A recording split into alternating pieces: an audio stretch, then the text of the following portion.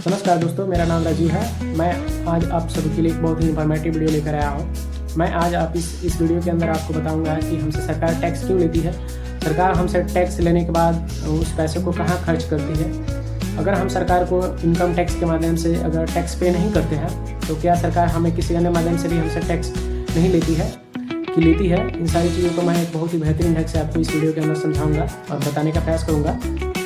और जो हम लोग सरकार को टैक्स पे करते हैं, क्या ये सरकार इन पैसों का क्या करती है, हमारे देश के हमारे देश में इन पैसों के किस कार्य में यूज़ किया जाता है। तो आप हमारे वीडियो में लास्ट तक बने रहिएगा। मैंने इस वीडियो को बहुत ही बेहतरीन तरीके से अपने तरीके से समझने का प्रयास किया अपने लाइफ को। चलिए शुरुआत करते हैं। सरकार हमसे दो तरीके से टैक्स वसूल करती है, दो माध्यम से टैक्स वसूल करती है। पहला होता है डायरेक्ट टैक्स और दूसरा होता है इनडायरेक्ट टैक्स। डायरेक्ट टैक्स के अंदर क्या होता है कि आपसे सरकार सीधे प्रॉपर्टी पर टैक्स लेती है, आपकी प्रॉपर्टी है उस पर भी टैक्स वसूल करती है। दूसरा होता है आप कोई बिजनेस कर रहे हैं तो उस पर इनकम टैक्स डिपार्टमेंट द्वारा निर्धारित किया गया आय, इनकम टैक्स डिपार्टमेंट द्वारा निर्धारित किया गया जो स्लैब होता है उसको अगर आप पार करते हैं तो सरकार को एक निश्चित मात्रा में आपको टैक्स पे करना होता है। तीसरा होता है कि आप कहीं इन्वेस्ट किए हैं और वो भी जो उसका प्रॉफिट है और इनकम टैक्स डिपार्टमेंट द्वारा निर्धारित किया गया प्रॉफिट उससे अधिक है, आपकी प्रॉफिट अधिक है तो उस पर भी आपको टैक्स सरकार को पे करना होता है। तो इसके माध्यम से हम लोग डायरेक्ट टैक्स सरकार को पे करते हैं। दूसरा होता है टैक्स को हम समझते हैं कि कैसे होते हैं इनडायरेक्ट टैक्स, कैसे हम लोग पे करते हैं।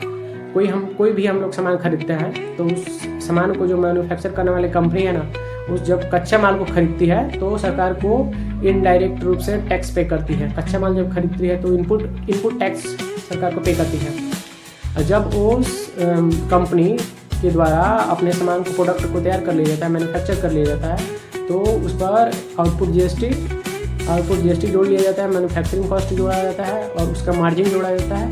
तब जाकर उसको मार्केट में रिटेलर के पास दिया जाता है। रिटेलर के पास आता है तो रिटेलर भी अपना मार्जिन जोड़ता है, मार्जिन जोड़ने के बाद वो कस्टमर के पास जाता है, तब लोग हम सामान को खरीदते हैं। मान लीजिए उदाहरण के साथ आपको समझाता हूँ। एक मोटरसाइकिल बनाने वाली कंपनी है तो टैक्स सरकार को पहले ही पे कर देती है।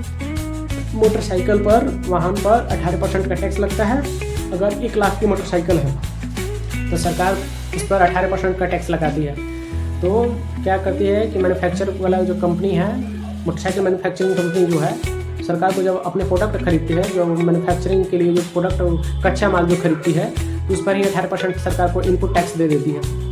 और दूसरे बात जब वो सरकार मैन्युफैक्चरिंग करके अपने प्रोडक्ट को मार्केट में रिटेलर के पास सेल करती है तो अपना मैन्युफैक्चरिंग कॉस्ट, अपना प्रोडक्ट कॉस्ट और अपना मार्जिन सभी पकड़ और प्लस जीएसटी जोड़ के रिटेलर के पास देती है। और रिटेलर के पास आता है तो रिटेलर भी अपना मार्जिन पकड़ के जीएसटी जोड़ के कस्टमर को हाथ में देता है। तो इस तरह से सरकार को एक बड़ा हिस्सा जीएसटी का हिस्सा सरकार को जाता है और इससे देश की अर्थव्यवस्था दिन प्रतिदिन ग्रो करती है। और इस जो टैक्स का पैसा जाता है, इस पैसे से सरकार बहुत से कार्य करती है, जैसे कि लोगों के लिए विभिन्न प्रकार के सेवा प्रदान करना, विभिन्न प्रकार के इंफ्रास्ट्रक्चर डेवलप करना, लोगों के लिए स्कूल बनाना, सरकारी हॉस्पिटल बनाना, सड़क बनाना तथा इंडस्ट्रियलाइजेशंस करना, बहुत से काम, सेना पर खर्च करना, सुरक्षा पर खर्च करना, देश की सुरक्षा पर खर्च करना, आंतरिक सुरक्षा पर, पुलिस पर खर्च करना। इन सारी चीज़ों पर हमारे जो टैक्स के द्वारा दी गई पैसा होती है, इन पैसों के द्वारा हमारे